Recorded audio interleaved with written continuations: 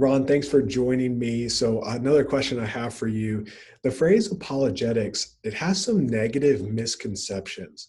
People think that apologetics is just arguing with other people or it's just for the smart scientific people.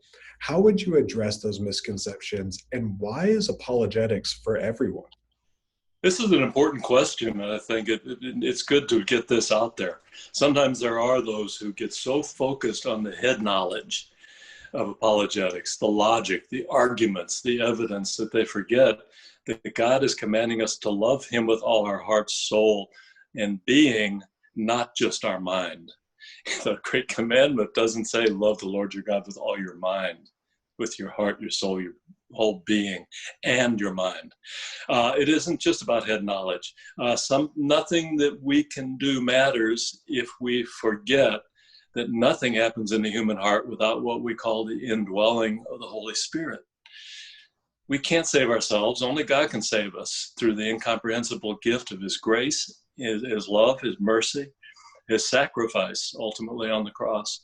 So as we try to get apologetics, practical apologetics in perspective, Chase, that reminds me of the story of the pastor who went on and on and on a beautiful spring day praising a farmer and telling him how blessed he was, that his farm was so beautiful and so productive and he had such a wonderful crop and how God had blessed him.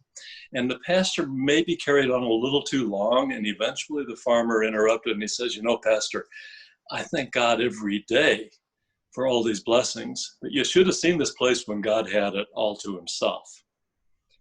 The point being that only God can do His part, and we can't forget that. But we also have our part to play in tilling, sowing, nurturing, and then bringing in the harvest. Our part includes putting on the full armor of God, of course, we're all familiar with that. But that means training and equipping ourselves to use that armor for what I call the mother of all battles, the spiritual war for our very souls, the very souls of our family, our friends, and our neighbors. So why is apologetics for teens? 3 reasons. The Bible commands it. Jesus, Paul, Peter, and others used it. And 3, it works. Answering the question, what is the greatest commandment? Jesus tells us to love God with our heart, soul, and mind. Peter tells us to always be prepared to defend our faith with love and grace. Paul reasoned with the people in the synagogue everywhere he went. He reasoned with the people. So, and then Peter tells us to always be prepared. So over and over again, we see that the Bible doesn't suggest that we be prepared. The Bible really commands us to be prepared, to defend our faith, to stand firm. Over and over again, we see that apologetics used throughout the Bible, relying on the skill of asking good questions and relying on the evidence. And we all know the story of John the Baptist. If anybody, Jesus' very cousin who leapt in the womb, if anybody should have had confidence that Christ was the one, it's John the Baptist. But he had doubts in his imprisonment and sent his disciples to ask. And how did Jesus answer? He said, look at the evidence. He didn't say, hey, just pray and have faith. He said, look at the evidence. So that's good enough for me. The world is bombarding us with lies.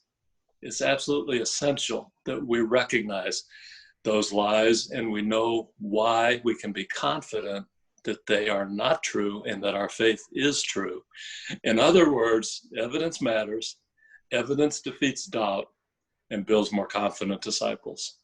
If there's one thing the Great Commission needs more, it's more confident disciples, and that's where we're coming from with practical apologetics at Cottonwood. Yeah, I love that. And even just thinking about the application to teenagers, that like teenagers, their cognitive development, where they are is they're trying to find truth. They're trying to finally like wrestle with what they've been taught their whole lives. And it goes just perfect with what you're saying is like the Lord commanded us to love us with our heart, soul, and our mind. And so as these teenagers are wrestling with the big truths of life, like we need to be showing them the truth of the Lord, so they can truly wrap their minds around it and make their faith their own. Well, Ron, thank you so much for your time. I hope everyone enjoyed this. Thanks, Chase. That's great.